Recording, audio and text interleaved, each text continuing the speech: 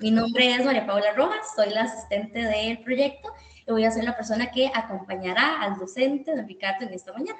Antes de comenzar, les comento que esta sesión se va a grabar, se cargará al sitio del campus virtual del ICAP y si no desea pues, ser grabado o formar parte de la grabación, les solicito amablemente que lo indique por medio del chat de la reunión. Las capacitaciones brindadas en el marco de este programa académico van a estar divididas en módulos. Esta sesión pertenece al módulo 1, el cual se abordarán elementos introductorios a la ciencia del cambio climático, sus implicaciones para el sector productivo, el acceso al agua potable. De igual forma, pues el módulo ofrece un acercamiento al marco jurídico y normativo internacional asociado a la lucha contra el cambio climático. Además, les recordamos que ante la participación activa en las sesiones sincrónicas y el completar las actividades evaluativas alojadas en el campo virtual, se puede optar por un certificado de aprovechamiento emitido por el ICAP con reconocimiento regional. Todo listo y ahora, bueno, pues voy a presentar a la persona facilitadora del módulo. El facilitador que nos acompaña hoy, pues es don Ricardo Valverde. Él es docente con experiencia en diseño de programas en temas medioambientales y de derechos humanos, instructor de campo para estudiantes internacionales en temática de desarrollo sostenible, historia natural, ecología y turismo rural. Ha sido coordinador de la Comisión Científica Técnica del Tribunal Latinoamericano del Agua, es investigador de la Escuela de Geografía de la Universidad de Costa Rica y Ricardo Valverde también cuenta con estudios en biología, un posgrado de biología con énfasis en interpretación ambiental y estudios de maestría en geografía de la Universidad de Costa Rica. Les doy la palabra a don Ricardo para dar inicio entonces al módulo 1. Bienvenidos a todos. Muchísimas gracias, María Paula. Un saludo cordial y a todos los que tienen a bien a participar el día de hoy en este evento. Quisiera, pues, en este caso en particular, María Paula, no sé si serías vos quien compartiría pantalla o sería yo el que tendría que compartirla. Listo, si quiere presento yo la pantalla. ¿Me da un Sí, momento? gracias. Sí, claro. Es para iniciar precisamente con el módulo de hoy en el contexto de los métodos para el desarrollo de la economía sur y el aprovechamiento de las aguas residuales. En presentaciones posteriores, otros colegas pues estarían abordando otro tipo de temáticas, pero en la presentación que estaré pues impartiendo el día de hoy, trata específicamente sobre el estado del arte y perspectivas futuras de la calidad del agua en la región, la creciente contaminación de un recurso más escaso y vulnerable. De modo que, bueno, para efectos prácticos, vamos a abordar la presentación de la siguiente manera. Primero, hablaremos sobre lo que es el estado del arte del agua en América Latina. Vamos a enfocarnos desde luego en la región que nos interesa más, que es América Central y el Caribe, respectivamente, ¿verdad? Dentro de varios conceptos como la accesibilidad, la disponibilidad y el acceso al saneamiento. Profundizaremos luego con los conceptos básicos asociados con el cambio climático y lo que es el calentamiento global, los factores disparadores, los forzamientos radioactivos o de la radiación solar, que son los que efectivamente generan ese tipo de dinámicas que ahora estamos constatando y que ha venido siendo sistemáticamente evaluada y confirmada por los distintos informes del Panel Intergubernamental de Cambio Climático de las Naciones Unidas. Luego nos enfocaremos en lo que son los marcos jurídicos y normativos internacionales, precisamente en la lucha al cambio climático, que es multidimensional, multifactorial, y por lo tanto, pues el abordaje de sus soluciones y el abordaje de cómo se enfrentan estos desafíos asociados con el cambio climático son multifactoriales y multidimensionales. Y entre ellos, pues, comentaremos sobre lo que son el Protocolo de Kioto, la Convención de Cartagena, el Acuerdo de París, la Agenda de Trabajo Conjunto de Coronivia, recientemente aprobada en Glasgow en el año 2021 en el marco del COP26, y algunos fundamentos asociados con economía circular, objetivos y metas de la Agenda de 2030, ¿verdad? De Naciones Unidas para Desarrollo Sostenible, ¿verdad? En su momento, pues, el mismo ICAP les ha facilitado una plataforma con fuentes bibliográficas y demás, en las que, desde luego, se puede profundizar más sobre el tema, pero dado el margen de tiempo que se me otorga para impartir esta presentación, me enfocaré de forma bastante sucinta en cada uno de estos elementos. Empecemos entonces con lo que es la introducción a la ciencia del cambio climático y las implicaciones para el sector productivo de acceso al agua potable. Son elementos que están ineludiblemente concatenados y entrelazados. Hablemos en términos generales del agua en América Latina y el Caribe, es decir, en términos de disponibilidad, somos como el continente del agua, ¿verdad? La cuenca más rica en cuanto a red hidrológica es el Amazonas y otros cuerpos hídricos y otras cuencas que nos convierten en una región rica en cuanto a disponibilidad, pero como vamos a ver más adelante, disponibilidad, accesibilidad y saneamiento son conceptos que muchas veces se contraponen entre sí y que no están directamente relacionados, ¿verdad? No necesariamente una elevada disponibilidad por una densa red hídrica presupone que haya agua debidamente accesible a todas las comunidades, ya que existen enormes asimetrías entre zonas rurales y zonas urbanas, y también existen pues variantes de corte geográfico, variabilidad climática que incide y repercute precisamente en esas asimetrías entre lo que es el campo, zonas marginadas, y lo que es la ciudad específicamente, ¿no? Hay, como veremos más adelante, problemas de saneamiento, grandes asimetrías en cuanto al acceso al saneamiento de aguas, eh, solamente el 86%, perdón, el 14% de las aguas debidamente vertidas son tratadas previo a su disposición final, de modo que el saneamiento presupone una situación grave en cuanto a la disponibilidad de agua potable a presente y a futuro de amplios sectores de la población de nuestra región. Y desde luego esas, digamos, esas disparidades son acentuadas o son magnificadas en el contexto del cambio climático. Es decir, ya existen condiciones de variantes climáticas, de una variabilidad climática naturalmente inducida, y al mismo tiempo pues existen una serie de asimetrías en cuanto al acceso, a la disponibilidad y el saneamiento del recurso hídrico que se van a ver acentuadas, agravadas en el cambio, en el contexto del cambio climático, a menos que tomemos desde ya una serie de medidas para poder generar comunidades más resilientes a los efectos y a los embates asociados con el cambio climático. Y eso pues aborda muchas dimensiones, ¿verdad? Desde la seguridad alimentaria, pasando por el acceso al agua potable, el derecho humano al agua, los derechos intergeneracionales en cuanto a un ambiente sano y ecológicamente equilibrado, que dependiendo de cada una de las legislaciones internas de cada uno de nuestros países, hemos sido signatarios también de estos convenios con carácter incluso constitucional, ¿no? Y desde luego lo que es una mayor vulneración de la seguridad alimentaria agravada por eventos extremos, es decir, ya existen eventos extremos, incluso si dejamos de lado el contexto del cambio climático, incluso sin cambio climático ya existen factores que agravan lo que es la seguridad alimentaria y lo que es también el acceso al agua potable, ¿verdad? Y también otro tipo de vulnerabilidades asociadas con eventos extremos que, como comentaba antes, se verían agravados en el contexto de cambio climático.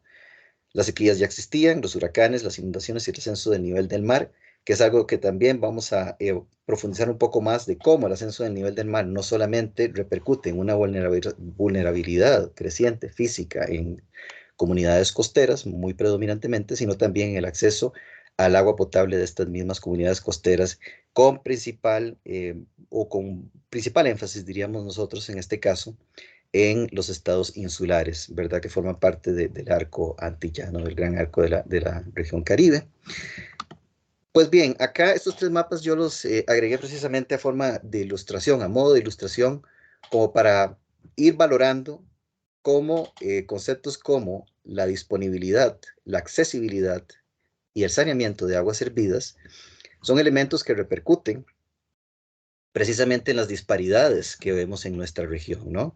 Vemos, por ejemplo, que en términos de disponibilidad, básicamente el continente americano y América Latina muy particularmente y el Caribe es una zona en cuanto a su red hídrica rica en cuanto a disponibilidad del recurso, ¿verdad? Que ese recurso en muchas ocasiones no se haga debidamente accesible a las comunidades para satisfacer sus necesidades básicas y además sin tomar en consideración, ¿verdad? Todo lo que tiene que ver con la competencia del recurso hídrico para otras actividades, riego, avenamiento, eh, actividades agroindustriales, agropecuarias, generación hidroeléctrica, todo eso hace que el recurso hídrico, con una población creciente, se convierta en un recurso cada vez más comprometido a diversos factores que compiten por su acceso, ¿no? Entonces, por ejemplo, vemos que en promedio para la región latinoamericana, por per cápita anual se estima que hay una disponibilidad de 3.000 metros cúbicos, ¿verdad? De agua por habitante, incluso algunos países con una disponibilidad que supera los 20.000 metros cúbicos. Esa cantidad de agua es simple y llanamente inconmensurable, ¿verdad? El poder concebirlas. Pero cuando se trata del acceso de ese recurso, hay enormes disparidades dependiendo de las regiones, ¿verdad? No hemos todavía cerrado la brecha, y eso forma parte también de los mismos compromisos del milenio, entre zonas rurales y zonas urbanas, donde existe, como comentaba antes, pues una enorme disparidad, aún una brecha todavía no cerrada en cuanto a dotar de agua de calidad potable en cantidad suficiente y en regularidad suficiente a todas las poblaciones. Entonces se estima que, por ejemplo, en una población de 667 millones de habitantes, que somos la región latinoamericana en general, una tercera parte de esa población no tiene acceso de agua potable segura y de forma cercana, ¿verdad? Acceso cercano a fuentes de agua potable seguras en cantidad suficiente. Y simultáneamente también contamos con el problema de que dos terceras partes aproximadamente de la población latinoamericana carecen de sistemas de saneamiento, es decir, de tratamiento de aguas servidas. Podemos entonces suponer lo que eso ya significa, ¿verdad?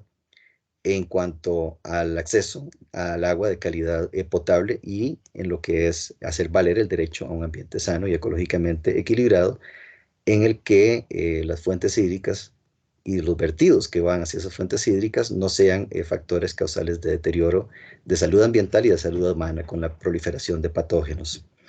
Y cuando vamos a lo que, bueno, y básicamente el tercer mapa era lo que estaba comentando, ¿no? Viendo cómo se dan precisamente esas grandes disparidades en cuanto a lo que en un primer momento teníamos una elevada disponibilidad de agua, lo que es el acceso al saneamiento y calidad de agua potable, amplios sectores de nuestra población en el continente se encuentran, comprometidos en cuanto al acceso presente y futuro de agua de calidad potable. Y bueno, ¿de qué forma todo esto se ve de alguna manera agravado en el contexto del cambio climático? Bueno, todos los indicadores que de forma periódica publica el panel intergubernamental de cambio climático de las Naciones Unidas nos indican que los pronósticos para los dos periodos de tiempo al año 2050 y al año 2100 se ve pues una acentuación de lo que son niveles mayores de evapotranspiración, mayores niveles de sequías en algunos casos, ¿verdad? Precipitaciones acentuadas en otras, pero con un calentamiento global tanto de la temperatura del aire como de la superficie de los océanos. Y en esto en particular, los estados insulares son vulnerables en el sentido de que con la acidez de las aguas, ¿verdad? Asociado con lo que es el del calentamiento global, también incide directamente en una expansión pues térmica de los océanos, ¿verdad? Donde más bien la expansión térmica de los océanos se dan en las latitudes donde se encuentran nuestros países, en comparación con las zonas árticas, por ejemplo. Entonces, ante un escenario de un crecimiento de aquí al año 2100 de cerca de 1 metro del ascenso del nivel del mar, presupone una seria amenaza no solamente a las poblaciones costeras que se encuentran asentadas con amplios sectores, digamos, con amplias demografías, amplios sectores demográficos en sectores costeros, en cuanto a lo que es la pérdida de infraestructura, obligar en espacios reducidos incluso a reubicar poblaciones enteras y actividades económicas en su totalidad, sino que también es la pérdida de muchos de los acuíferos costeros que por la intrusión salina se estarían pues lamentablemente perdiendo, ¿verdad? Este tipo de situaciones ya las estamos experimentando en el contexto actual. El cambio climático se está dando ahora con todas esas repercusiones, con afectaciones específicamente en lo que es el retroceso de zonas costeras, de lo que son procesos erosivos que se están presentando en nuestras costas. Y además, debo agregar que existen fenómenos que ya son naturalmente inducidos, como por ejemplo el efecto de fenómeno del niño, que ante un contexto de cambio climático se viene agravando más, ¿verdad? O sea, los efectos negativos asociados con estos fenómenos vinculados con la variabilidad climática preexistente al contexto del cambio climático se van a ver pues acentuados. De modo que el pronóstico también se asocia en este sentido con que aquellas zonas que son de elevadas precipitaciones es más factible que sean más proclives ahora a procesos de inundaciones agravadas, aquellas regiones que son más secas también, pues van a ver acentuado el proceso de sequía, muy probablemente muchas zonas de vida consideradas, por ejemplo, como bosques tropicales secos se puedan convertir en zonas áridas, en sabanas, precisamente con el agravamiento de las condiciones climatológicas actuales. Precisamente, pues, en ese sentido, lo que se busca con una serie de convenios, tratados y acuerdos internacionales para formular política pública, para atender los efectos negativos asociados con el cambio climático, desde toda esa multidimensionalidad y multifactorialidad que acabo de comentarles, va no a eliminar los efectos que ya son acumulativos asociados con el cambio climático. Las emisiones de gases de efecto invernadero, aún cuando se estabilicen las emisiones de gases de efecto invernadero, ya va a generar repercusiones a mediano y largo plazo, en el sentido y en la dirección que hemos venido comentando, y que lo que se busca precisamente con todos estos acuerdos y tratados de los que nuestros países son signatarios es para formular política pública para amortiguar esos efectos, no necesariamente para eliminarlos, porque el cambio climático, como hemos visto, antrópicamente inducido y también inducido por factores naturales acumulativos, ya está en marcha, ya es una realidad. Bien, vamos entonces con los conceptos básicos de forma bien sucinta. Cambio climático. Bueno, desde lo que es la Convención Marco de Naciones Unidas para el Cambio Climático, promulgada en el año 1992, como recordarán a modo de repaso.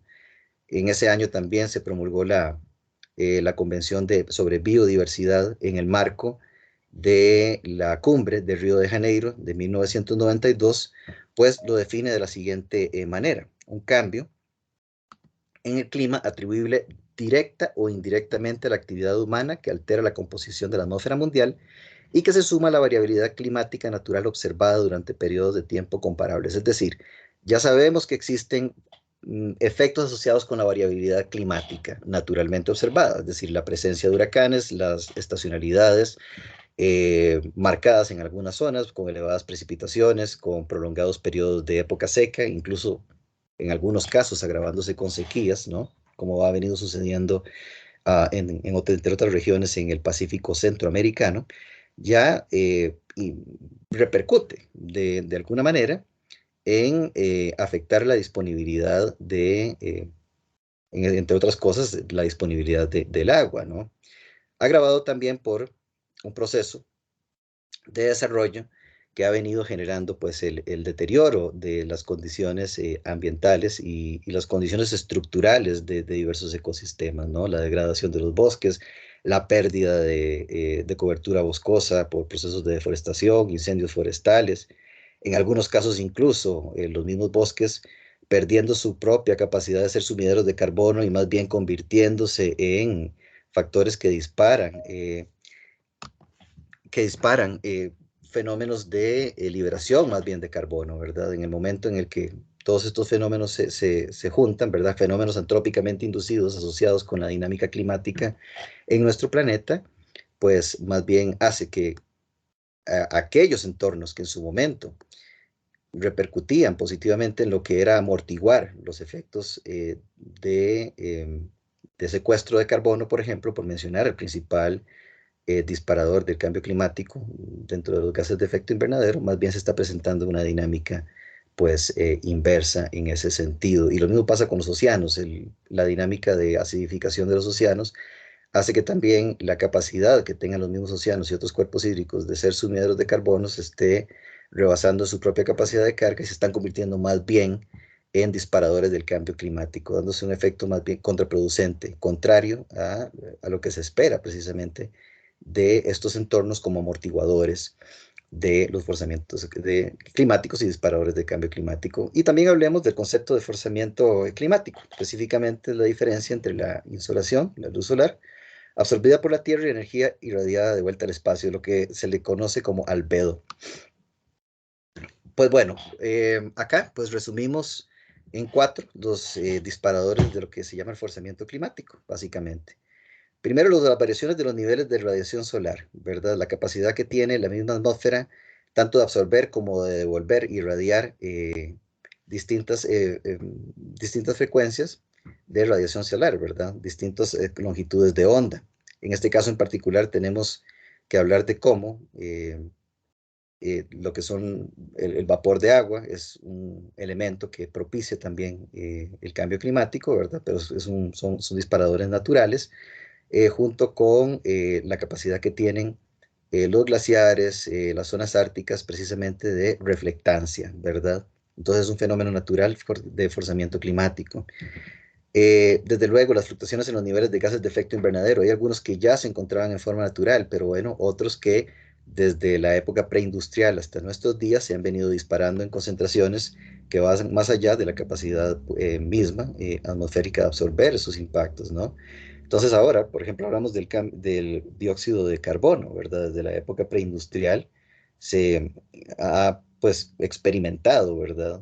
Crecimientos considerables y preocupantes junto con los nitratos, el metano, ¿verdad? Y específicamente el que tiene dentro del conjunto, dentro de la familia de gases de efecto invernadero, los clorofluorocarbonos son los que son exclusivamente de origen antrópico, ¿verdad? Por aquí. Pero eso no quiere decir que los 3 anteriores, que también son disparadores importantes del cambio climático, precisamente porque propician el calentamiento, no sean también asociados con acciones antrópicas, pero no exclusivamente antrópicas. Otros disparadores precisamente de este forzamiento climático se asocia con las erupciones volcánicas, eventos asociados con vulcanología, con vulcanismo, y desde luego lo que había comentado antes, ¿verdad? Lo que es el fenómeno del albedo, los cambios en el porcentaje de radiación de cualquier superficie que refleja respecto a la radiación que incide sobre ella. Como había dicho anteriormente, lo que es el vapor de agua, ¿verdad? La nubosidad y las capas de hielo que se encuentran en el planeta predominantemente en los polos, que se han visto, como es de conocimiento colectivo, severamente reducidos en los últimos años, precisamente porque se ha dado un proceso de aceleración del calentamiento global, que es el principal y más preocupante de los elementos asociados con el cambio climático, con todos los factores que acabo de comentar, ¿no? Variaciones en la humedad relativa, variaciones en las precipitaciones, eventos extremos que se ven magnificados también por esta dinámica del cambio climático, huracanes, inundaciones y sequías, ¿no? Los disparadores detonantes del cambio climático acá a modo ilustrativo, ¿verdad? De 1880 hasta el año 2000, ver cómo son los factores combinados de los disparadores de cambio climático que yo ya acaba de comentar, ¿verdad? Tanto los que son disparadores naturales como los disparadores antrópicamente inducidos son los que están acelerando ese proceso de calentamiento global desde la época preindustrial hasta nuestros días. Y precisamente, bueno, como ustedes pueden ver, incluso los datos observados superan lo que se esperaba, lo que se pronosticaba con respecto a todos los disparadores combinados. Es decir, el pronóstico no es muy alentador en ese sentido, dado que sobre la base de lo que se ha venido constatando en la ciencia, en la ciencia climática específicamente, los factores combinados han disparado más el calentamiento global de lo que se esperaba, eh, sobre la base de los resultados pues esperados de los efectos combinados, tanto de los disparadores naturales como los disparadores antrópicos, con respecto a los cambios debidamente observados. De modo que, a pesar de los convenios, tratados que se han venido firmando, los resultados para el año 2020, ¿verdad? Hace 2 años, aún en el contexto de la pandemia, que se redujeron también, como es de conocimiento colectivo, en muchas de las actividades disparadoras del cambio climático, porque hubo una desaceleración de los procesos productivos. Aún así, el efecto acumulativo que se venía presentando de los gases de efecto invernadero han propiciado un crecimiento en las temperaturas promedio mundiales. Y dentro de los forzamientos radioactivos específicamente, que son dos disparadores eh, predominantes del calentamiento global en el contexto del cambio climático, podemos ver que el componente antrópico netamente es el principal disparador, ¿verdad? Es decir, las acciones antrópicamente inducidas se presentan en este gráfico como el principal responsable de que se esté presentando una aceleración y un crecimiento en el calentamiento global, sin desestimar, por supuesto, los gases de efecto invernadero, que como pueden ver tienen un efecto también acumulativo, aditivo, positivo en el sentido de que propician un mayor calentamiento global, mientras que, por ejemplo, elementos como el albedo y otros, ¿verdad? Más bien generan efectos negativos que vienen a, más bien a desacelerar, ¿verdad? El proceso de calentamiento global eh, como los forzamientos radioactivos, ¿verdad? Pero en el panorama total y global, pues como podemos observar en esta gráfica y como pudimos ver también en la gráfica anterior, todos estos disparadores están propiciando un aumento en la temperatura global mundial y también eso incide desde luego en todos los fenómenos que acaba de comentar y en el calentamiento superficial de las aguas de los océanos. Bien, con respecto al marco jurídico y normativo internacional asociado a la lucha del cambio climático y el desarrollo sostenible, nos vamos a enfocar en cuatro. La primera, ya habíamos comentado, ¿verdad? La Convención Marco de Naciones Unidas del Cambio Climático, ¿verdad? Que no solamente brindó el primer diagnóstico asociado con el calentamiento global, antrópicamente inducido, más los disparadores naturales ya existentes dentro de la variabilidad climática natural de nuestro planeta, pues entra en vigor el día 21 de marzo de 1994 y ha sido ratificado por 197 países.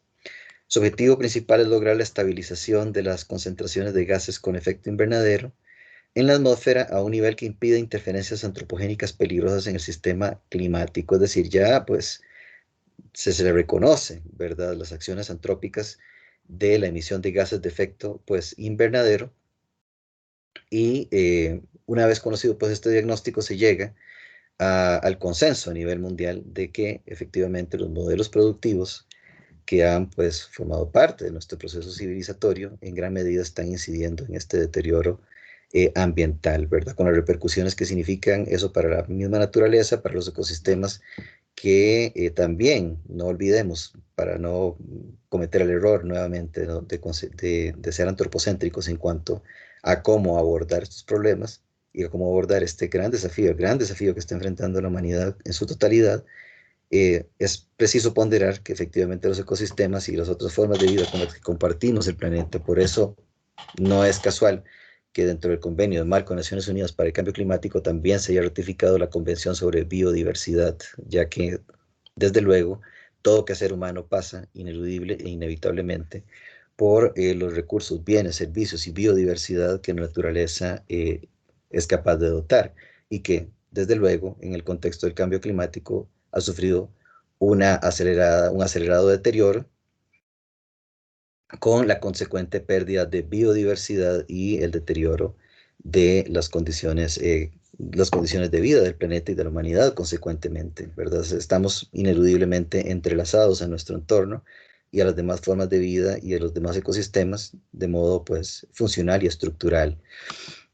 Tenemos el protocolo de Kioto, también ratificado poco después, en el año 1997, perdón, por 84 países en un primer momento, con la posterior y gradual ratificación que ha llevado a 195 países de la comunidad internacional a ratificarlo, que ahí ya se reconoce primero de que es preciso elaborar estrategias e implementar prácticas para reducir los gases de efecto invernadero de origen antropogénico, esos sobre los cuales el sistema productivo mundial debe ejercer control.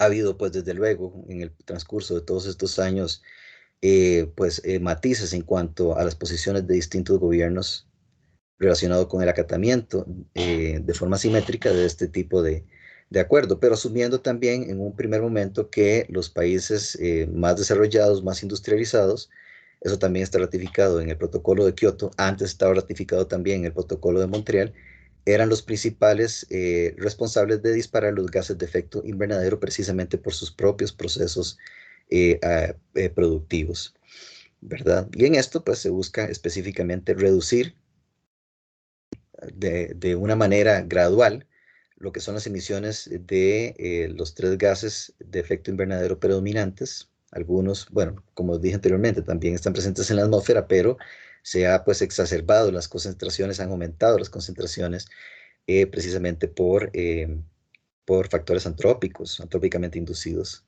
Tenemos el dióxido de carbono, reducciones también graduales del metano, del óxido nitroso y desde luego los que son exclusivamente antrópicos, los hidrofluorocarbonos, perfluorocarbonos y hexafluoruro de azufre, ¿no? Es decir, incluso cuando se estabilicen las emisiones de estos gases, las repercusiones, aún en un escenario optimista, es decir, el escenario deseable es que efectivamente se estabilicen estas emisiones de gases de efecto invernadero, las repercusiones también se van a palpar en aumentos en la temperatura global, mundial, en décadas venideras. La Convención de Cartagena, bueno, muy bien, con respecto específicamente a la Convención de Cartagena, que es un acuerdo regional, es el primer acuerdo regional, digamos, asociado también con, en el marco de la Convención de los Derechos de los Mares, pues surgieron otro tipo de instrumentos. La Convención de Cartagena emana precisamente de esa gran sombrilla bajo la que se ampara y es el primer acuerdo legalmente vinculante en nuestra región, ¿verdad? Del arco Caribe, la región de la cuenca del Caribe, en el que se busca concatenar esfuerzos precisamente para revertir factores de deterioro en el ambiente y factores de deterioro de los cuerpos hídricos, ¿no? Es decir, como ya hemos visto anteriormente, es preciso recuperar entornos para generar comunidades y sociedades más resilientes ante los embates del cambio climático, y eso pasa precisamente por la regeneración de entornos que han sido considerablemente afectados por los mismos modelos de desarrollo que hemos visto, que hemos estado comentando, ¿no? Esta convención, conocida como la Convención para la Protección y Desarrollo de los Ambientes Marinos en la región del Gran Caribe, es un acuerdo legal regional para la protección del Mar Caribe y que fue ratificado precisamente en la ciudad de Cartagena, Colombia, el 24 de marzo de 1983, entrando en vigor a partir del 11 de octubre de 1986. Este convenio, a su vez, se subdivide en tres protocolos. Uno tiene que ver precisamente con el control sobre los derrames de hidrocarburos, otro con las áreas de protección especial y vida silvestre, y otro, el tercero, con las fuentes terrestres de contaminación marina. Y en este caso en particular, 14 países en este último, precisamente con lo que tiene que ver con las fuentes terrestres de contaminación marina, han sido signatarios de este específico protocolo, ¿verdad? Esto fue a partir del año 2015.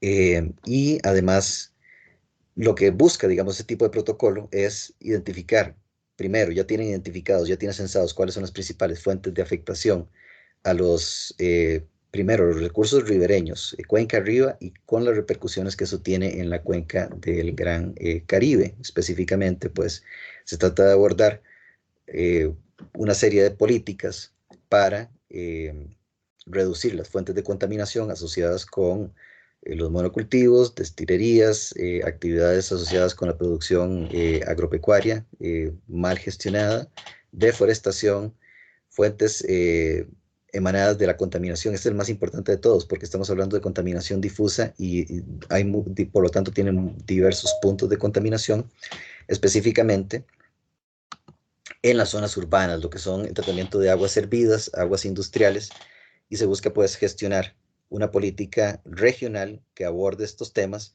para recuperar la calidad de los entornos, la calidad en términos de salud humana y de términos de salud ambiental, y propiciar de forma complementaria a los distintos acuerdos que nuestros países han ratificado, comunidades más sanas, comunidades más resilientes a los embates asociados sobre el cambio climático. Es decir, Ya existen factores agravantes, como había comentado a lo largo de esta presentación, vinculados con el cambio climático, que se agravan aún más con modelos de desarrollo cuyas externalidades no han sido debidamente abordadas con la suficiente celeridad, con la suficiente agresividad para revertir procesos. Entonces, dado que tenemos un contexto de cambio climático, la recuperación de la salud ambiental de todos estos entornos y de la continuidad estructural y funcional de todos estos entornos naturales, con los bienes y servicios que proporcionan, desde agua para consumo humano, agua para los distintos humedales, la naturaleza usuaria del recurso hídrico también se debe incorporar, y de hecho está incorporado en ese tipo de acuerdos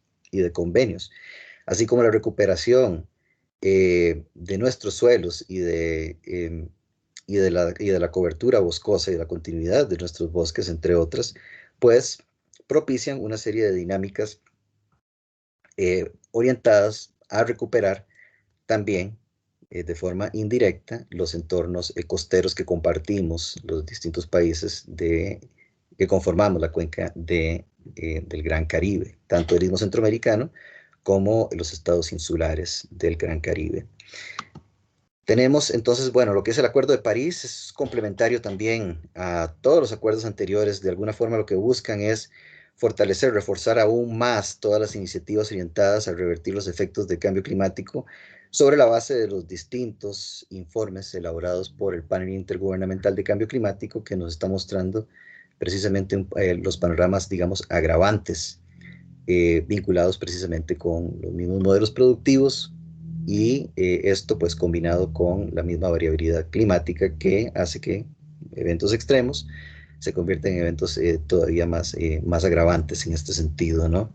Ratificado el 22 de abril del 2016 y que ingresa en vigor el día 4 de noviembre del mismo año, 2016, ratificado ese mismo año por 195 países. Y este acuerdo lo que busca ya es, bueno, atacar, digamos, de una forma más firme lo que es la regulación de la temperatura global promedio, ¿verdad? Que se pueda mantener por debajo de los 2 grados centígrados y por encima de los niveles preindustriales. Aunar esfuerzos para que en caso de que se dé ese aumento, pues el escenario probable dentro de, digamos, de la siguiente forma, ¿no? Dentro de los posibles escenarios, el mejor y el más factible de los escenarios que se plantean es tratar de mantener precisamente el aumento de la temperatura a 1.5%, a 1.5 grados centígrados, perdón, eh, con relación a la época o la etapa preindustrial, ¿no? Reconociendo que esto de alguna manera reduciría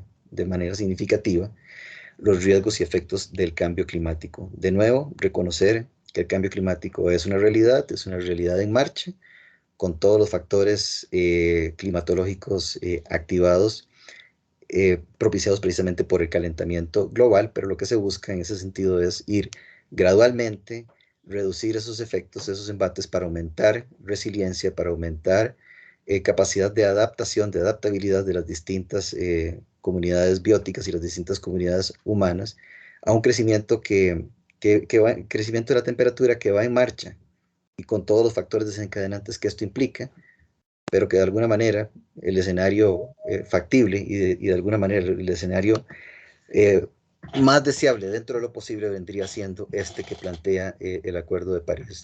Sería pues muy alentador que efectivamente los avances en esa materia fueran todavía pues mejores en cuanto a limitar ese aumento, ese crecimiento de la temperatura, pero el acuerdo multilateral intergubernamental va en ese sentido y de esa manera pues eh, lo explicamos en esta presentación. Otro instrumento que es de reciente aprobación, este es de muy reciente aprobación, se relaciona precisamente con el trabajo conjunto de Coronivia y es estimular prácticas agropecuarias más sustentables, ¿no?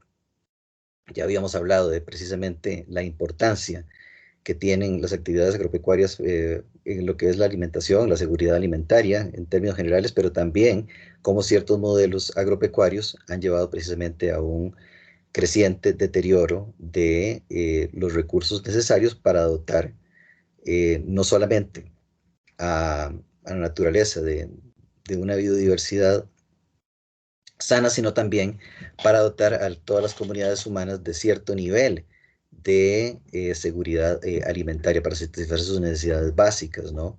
En esto pues tenemos que entender que si bien se han hecho esfuerzos importantes en disminuir el hambre, ¿verdad? Y las condiciones de hambre extrema, todavía seguimos acarreando ese tipo de rezagos, la humanidad en su totalidad, ¿no?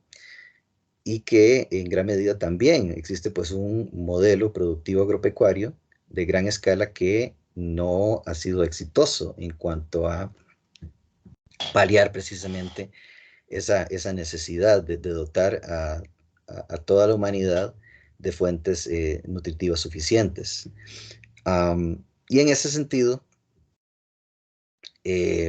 lo que propone la Agenda Conjunta de Coronivia es ir revirtiendo este tipo de procesos con prácticas de pequeña escala, mucho más sustentables en cuanto a lo que es la producción y dotación de alimentos. Acá, en términos generales, pues la Agenda de Trabajo Conjunto de Coronivia sobre Agricultura es una decisión, bueno, se le considera histórica. Fue aprobada precisamente el año pasado en el Encuentro de las Partes del COP26 en el año 2021 en Glasgow, en virtud también de la Convención Marco de Naciones Unidas sobre el Cambio Climático, en la que se reconoce el potencial único de la agricultura para hacer frente al cambio climático, es decir, metodologías mucho más sustentables a lo que entendemos como la dinámica agroindustrial de los monocultivos, ¿no? Precisamente eso es lo que busca abordar esa temática y revertir los procesos negativos de prácticas agropecuarias insustentables. Y también tiene que ver precisamente con otro aspecto de la alimentación, la pesca también, ¿no?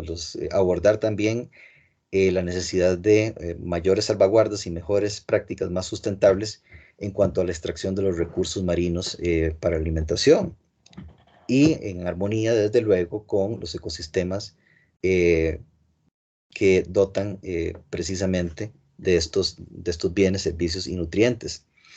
En la decisión relativa con respecto a este acuerdo conjunto, trabajo conjunto de Coronivia, se abordan temas, 6 específicamente temas interrelacionados sobre el uso sustentable de los suelos, el uso de nutrientes, la optimización del agua, como hemos visto, ¿verdad? El agua pues no solamente se está viendo en cuanto a disponibilidad, accesibilidad, agravada en el contexto de cambio climático, sino que también precisamente el agua es un recurso crítico en cuanto a los distintos usuarios, diversos usuarios de este recurso que compiten por el acceso al mismo, tanto para las actividades socioproductivas de nuestros propios modelos de desarrollo, pero también haciendo valer, digamos, desde un punto de vista jerárquico, que la prioridad es el consumo humano, el dotar a la misma naturaleza del recurso hídrico del cual es simultáneamente proveedora y usuaria, perdón, y garantizar la soberanía alimentaria. Y en eso también, pues bueno,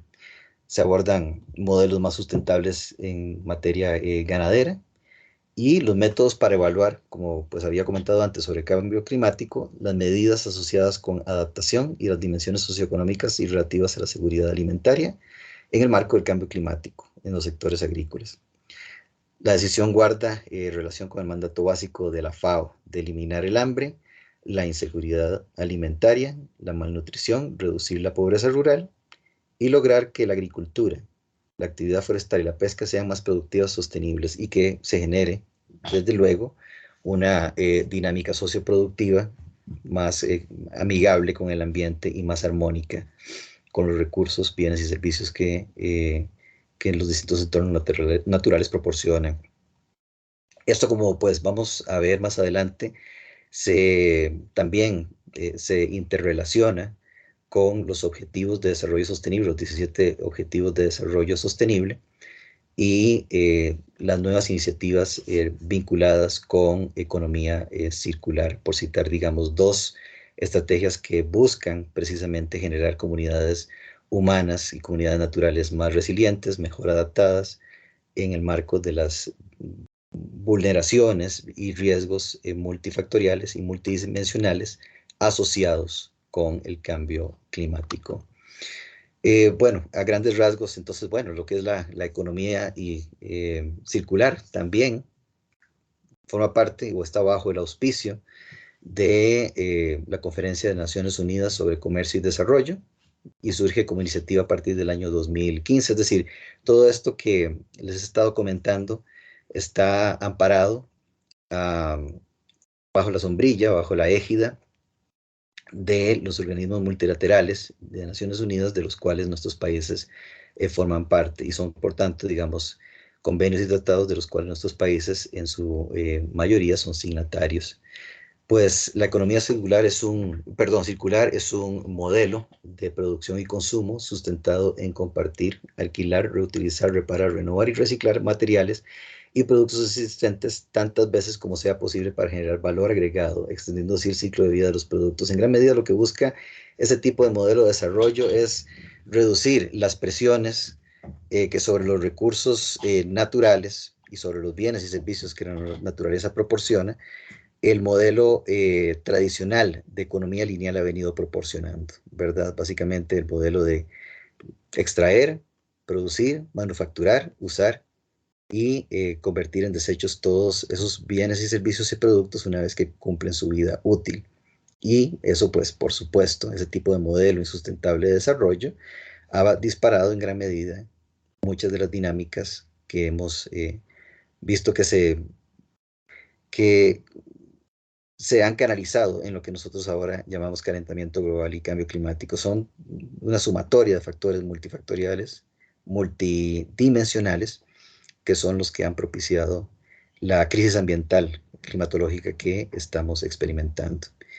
Y en el contexto de la economía circular, pues bueno, se vislumbra como una herramienta, como una alternativa, ¿no? Para reducir precisamente esos impactos antrópicos en el medio ambiente que los modelos de consumo tradicionales han ocasionado, ¿verdad? Junto con, desde luego, todavía seguimos siendo en nuestro modelo civilizatorio y productivo altamente dependientes de energías no renovables, combustibles fósiles y demás, y por lo tanto nuestra matriz productiva y nuestra matriz socioproductiva en términos generales debe ir pues en la dirección precisamente para cumplir con todos estos objetivos de reducir las emisiones de gases de efecto invernadero y demás, en ir eliminando la dependencia en combustibles fósiles y cambiar la matriz energético-productiva hacia fuentes renovables y más sustentables. Eso también va aparejado con la generación de entornos y de comunidades más resilientes ante y mejor adaptadas ante los embates asociados con el cambio climático. Acá el gráfico en términos, digamos, generales que explica todo el texto del relato pues anteriormente comentado de lo que entendemos ahora como economía circular. Y ya para ir pues terminando, estaríamos pues hablando un poco sobre lo que son los objetivos y metas de la Agenda 2030 de las Naciones Unidas para el Desarrollo Sostenible. Otro instrumento recientemente ratificado en el año 2015 y se le cataloga como el plan de acción más amplio acordado hasta la fecha para eliminar la pobreza extrema, reducir la desigualdad y proteger el planeta. De hecho, pues esos tres fundamentos se encuentran, como hemos visto, ineludiblemente entrelazados con todos los fundamentos y elementos anteriores y se sintetizan en sus 17 objetivos que fungen como ámbito de intervención necesarios para alcanzar un desarrollo humano sostenible. Acá debo agregar que sin duda, ¿verdad? Es una agenda que ha tenido pues y específicamente el cumplimiento de estos objetivos. Se han propuesto plazos de aquí al año 2030 y que por razones que por todos conocidas, ¿verdad? La crisis climática, la situación que se presentó con la pandemia, los mismos modelos socioproductivos, la transformación de los modelos productivos hacia modalidades más sustentables, pues muchos de esos objetivos, como el fin de la pobreza, por citar uno, ¿verdad? O lo que tiene que ver específicamente con la igualdad de género, son todavía tareas pendientes que en el plazo acordado para el año 2030 no se irían pues a cumplir. Pero lo que se busca con estos 17 objetivos de desarrollo pues sostenible es aparejado a lo que es la agenda emanada de la Convención Marco sobre Cambio Climático, es generar sociedades pues, más igualitarias, sociedades más resilientes, sociedades más armónicas con la naturaleza. Y todo eso pasa precisamente por fortalecer todo tipo de iniciativas que propicien un crecimiento o una mejoría en lo que se le conoce como el desarrollo humano, ¿verdad? Dentro del índice de desarrollo humano, que ya debe ineludiblemente incorporar las matrices o los factores ambientales, ¿no? No se puede hablar, pues, de sociedades prósperas, no se puede hablar de crecimiento en el desarrollo humano sin considerar que eso pasa ineludiblemente por tener entornos más saludables, más productivos, con una biodiversidad más protegida y mejor gestionada. De modo que todo este tipo de elementos y de fundamentos están interrelacionados para efectos de poder armonizar el desarrollo humano con las actividades socioproductivas, ir cambiando lo que es la matriz socioproductiva vigente que ha disparado precisamente esta crisis climática con la recuperación de entornos más robustos y más resilientes. Pues bueno, con esto pues daría por terminada la presentación del día de hoy. Desde luego a todos los participantes, muchas gracias por su atención y por su paciencia. Recordarles, eso sí, que muchos de estos elementos están facilitados en la plataforma virtual, en la biblioteca digital de el ICAP, a modo de consulta, para quien tenga bien ver precisamente más a fondo todos y cada uno de estos temas y todos y cada uno de estos fundamentos y elementos y convenios internacionales que pues comenté, como dije anteriormente, de forma pues muy sucinta, muy general y para efectos también, porque sabemos que va a haber otra dinámica más adelante en la que vamos a seguir en contacto por medios virtuales para lo que es abordar y responder las preguntas generadoras, ¿verdad? Que forma parte del módulo evaluativo, no solamente de este primer módulo, sino de los venideros módulos que ICAP tiene bien por impartir. De nuevo, a todos y a todas, muchísimas gracias y estoy a sus órdenes. Perfecto, muchas gracias, don Ricardo, por su exposición. Veo que no hay preguntas por el chat por el momento. Entonces, pues, hemos llegado al final de la sesión sincrónica del módulo 1. Les recordamos, pues, revisar el campus virtual en el cual se van a encontrar las actividades evaluativas, la presentación del día de hoy, al igual que la grabación de la sesión también. Materiales bibliográficos también van a estar ahí para profundizar en la temática. Así también, pues, su opinión es muy importante para nosotros, por lo que les agradecemos compartirnos su retroalimentación sobre este módulo a través de una encuesta cuyo enlace enviaremos al finalizar la semana. La información recopilada en esta encuesta nos va a permitir desarrollar una mejora continua de los módulos. Ha sido un honor para nosotros facilitar este espacio y pues me permito agradecerles a todos por parte de la GIZ y el ICAP por su valiosa participación. Entonces, que tengan buenas tardes. A todos también, pues saludos virtuales, muy buenas tardes. Ustedes también saben que la plataforma del ICAP pues facilitó medios para poder acceder a este servidor. Cualquier consulta, valoración que ayude pues a enriquecer esta dinámica de debate y esta dinámica de retroalimentación, pues estoy para servirles, ¿verdad? Contáctenme cuando gusten y yo pues de forma oportuna estaré pues respondiendo a todas sus inquietudes y a todas las valoraciones que tengan a bien trasladarme. De nuevo, pues muchísimas gracias y también agradecerte a vos, María Paula, por el excelente trabajo y haber facilitado esta plataforma de comunicación con todos los participantes. Muchas gracias, muy amable. Una última cosita. Hoy la plataforma virtual ha tenido, está bajo mantenimiento, entonces las personas han tenido un poquito complicado ingresar, pero esa semana va a estar funcionando todo perfecto. Entonces, para que accedan a las actividades evaluativas.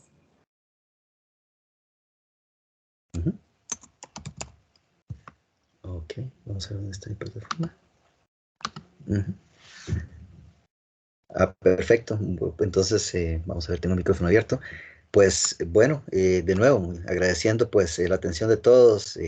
Sin otro particular, me despido de momento, dándoles también a saber de que pues estaré disponible cuando ustedes gusten. A todos, pues muchas gracias. Ha sido un gusto pues compartir con ustedes esta presentación. y saludos cordiales. Muy feliz día para todos y a todas desde donde nos estén sintonizando.